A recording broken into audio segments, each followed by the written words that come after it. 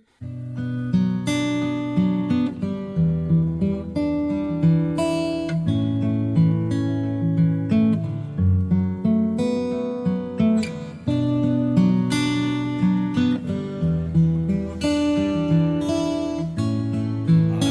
is Paul coming back with, I believe this is session 13 on our church history. We'll be talking about the Waldenses, especially in the area of the Alps. However, they begin in the southern part of France. We'll probably end up taking 2 sessions on them because there's just so much material about the Waldenses. And they were so influential in coming up to the Reformation. They had a great impact upon people around Europe during that time. As you see, they start back in the 1100s, and we're going to talk about much more about the atrocities that these poor people suffered. There's a book called The History of the Evangelical Churches of the Valleys of the Piedmont. Was written by Samuel Moreland in 1648, something like that. I'll get that exact. 1658. And was written for the King of England. And it just documents the Waldensian people and documents the trials which they suffered. So as we think about these people, they were coming from in a greatly influenced with the Cathari, greatly influenced by the Albigenses, and Peter Waldo was where they got their name, or Peter Valdez, some would say. Originally began a group called the Poor Men of Lyons, and from that city of Lyons on the Rhone where they originated, and they went out throughout all of Europe. And they wore coarse clothing, coarse shoes, sandals. They took vows of poverty. They considered themselves to be just the poor men. And they were mocked as being illiterate, being the low class. They were mocked in horrible ways. There are still people today that claim to be Waldenses, to have that ancient history. And we'll see how they were greatly affected by the Reformation. There were some things that were done in the Reformation that decimated their numbers, but the persecution really decimated their numbers. So that's what most of all. So they were, the name by which they were known among themselves was Brethren, or the Poor of Christ, which was based probably on Matthew 5:3. Blessed are the poor in spirit. So, according to an anonymous writer of Passau, writing in the early years of the 14th century, they had already claimed apostolic authority. Why did that? Why did they claim apostolic origin? Because they had come through the Albigenses, they had come through Cathari, they had come through some of the other groups which we've spoken of. And so they become very, very strong in the southern region of France.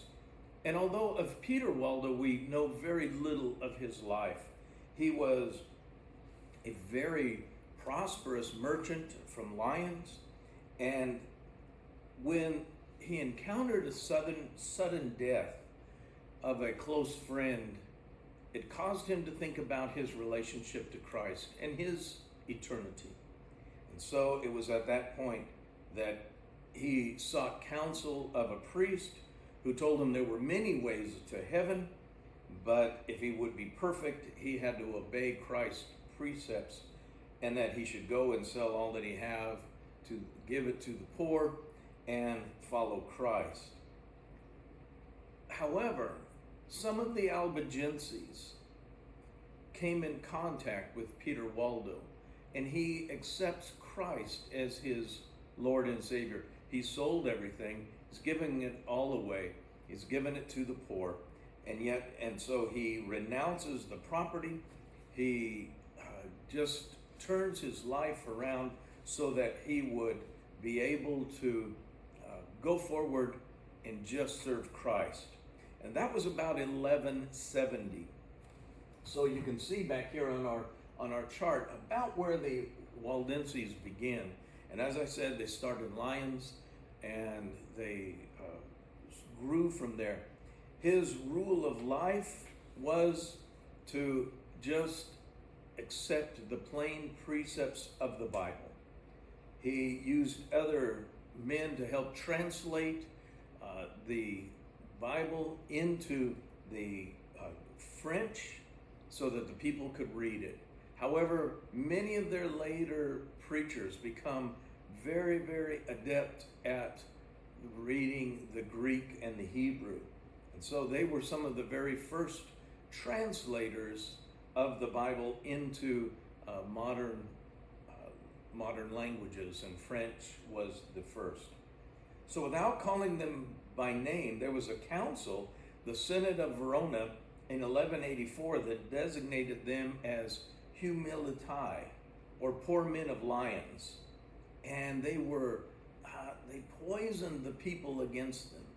They said that they were in the same category as the Albigenses and the Cathari, and their offense was preaching the gospel without consent of the bishops. And so they were expelled. Then from Lyons, they were excommunicated by the popes, and the Waldenses did not cease to preach and teach. They continued on. They were called to take part in some of the other disputes that were around in the areas. They were always found to be men of high character and high moral value. However, they were charged with rebellion. Many made up stories and lies about them, and they were called by Rome and the popes of Rome the Catholic poor. They were bound to poverty. They were said nobody could have anything to do with them. And so that's how we find them coming about. They are affiliated, of course, with the Lombards, and they, under Waldo's leadership, many of the early Lombards come into the Waldenses. They cannot be called Christians. That was forbidden by the Pope that they would term them Christians, because they were so hated and so abused. And so by about 1218, there were several representatives that went to the Pope, 6 different representatives exactly, that go to the Pope that are trying to help get some release of the pressure from all of the persecution that was beginning on them. However, they were just ridiculed. They were mocked. They didn't give the answers that the Pope wanted, and at certain councils that they thought they didn't use the exact terms that the Roman clergy was using. Therefore, they were mocked, and they were then crusades against them as southern heretics. So they went after them, and the Waldenses just scattered. They scatter up into Germany, but most of them, the greatest amount, find rest in Austria and northern Italy, in the area of the Alps.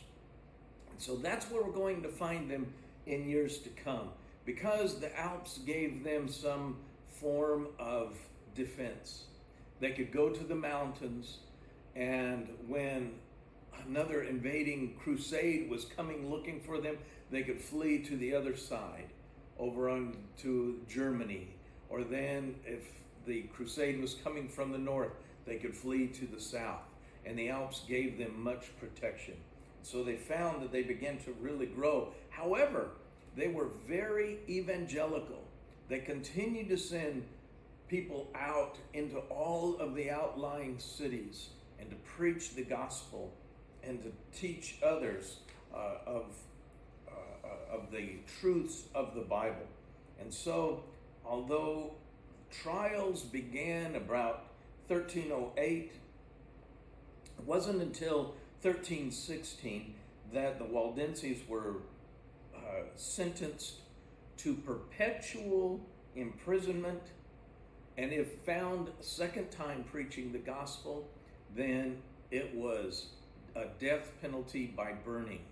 That was what the finding would be for anyone who was found to be a Waldensian.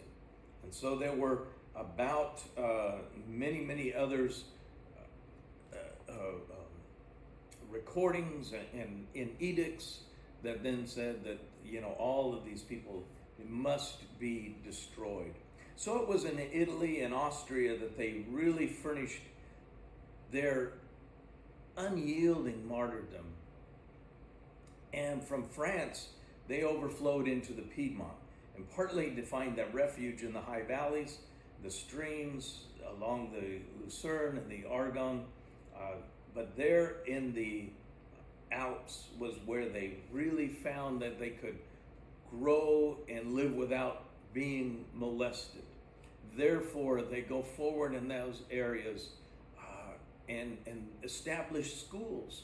They're training up their young ministers. They're training up the young men who are going to go back out and reach all of those cities throughout France and Germany, throughout Poland, and all around those areas which we know today. It was Innocent VIII who was notorious for his official recognition of witchcraft. He was the first papal prosecutor to resort to rigorous measures. And in 1487, he announced a crusade and called upon, like King Charles VIII of France, the Duke of Savoy, and many others, to begin to destroy the Waldenses. And so it was that they suffered the most bitter sufferings in the Alps, and they reserved. There were terrible, atrocious massacres that were perpetrated on them. And Milton exclaimed, "Avenge, O Lord, thy slaughtered saints, whose bones he scattered on the Alpine mountains cold." The history of the Waldensian movement is different in parts of Germany and Austria, but it is scarcely less than what we find in the Australian and Italian areas. There are copies of their literature and copies of their writings and of the original translations of the Bible that were burned. Whatever material they could find was destroyed. It was burned up. So they were subject to severe persecution way back from the 1100s, 1260, as I said, in 1487, all kinds of new persecutions were being thrust upon them. And so there were really three types of Waldenses. There were the poor men of Lyons, the poor men of Lombardy, and the Austrian Waldenses. So we're going to look more at these three different groups. All of them believed the same. They all claimed apostolic origin. They all considered themselves to be those messengers of Christ, that their churches had the apostolic authority because of their origin, as they recognized they had come through a long line. So even though Peter Waldo started this, it was by the authority that he found and through the influences, through the Albigenses and the Cathari and some others, that historians would say, oh, they had nothing in common, and that's just not true. That's just not quite accurate. Much of the histories that we have, and Dr. John Christian, in his book on the history of Baptists, does a very good job of linking those and showing how they have come through to this, through up to the Reformation. We're going to find them now also. They begin to be clumped in and called Anabaptist. That term is arising again. Why? Because they did not accept infant baptism. They did not accept that you had to have the sacraments. We're going to go through and look at their doctrinal statements because Samuel Moreland, in his book on the churches of the valleys of the Piedmont, goes through numerous times and says, here's their doctrinal statement from this year, and then maybe 100 years later, here's their doctrinal statements there.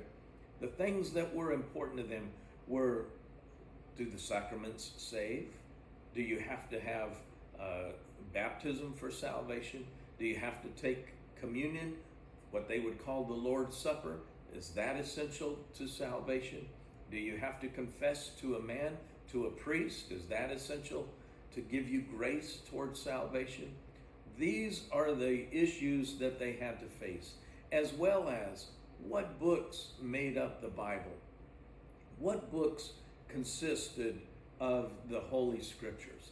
And they did not recognize what is today called the Apocrypha. In their writings, they had used some of the Latin Vulgate and some of the translation. They had used the Septuagint. They had used all of the manuscripts which they had to translate into the French.